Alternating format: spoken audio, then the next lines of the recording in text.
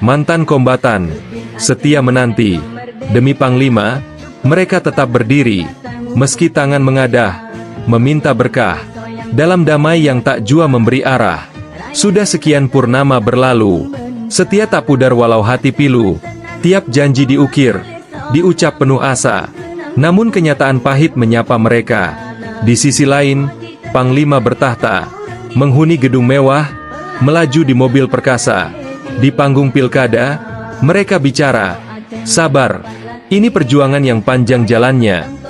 Namun mata tak bisa berdusta, mereka yang setia tetap merana.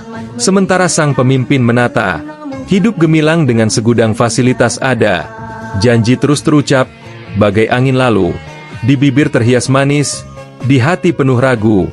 Kapan tiba giliran yang setia menanti, mendapatkan haknya, dihargai kembali?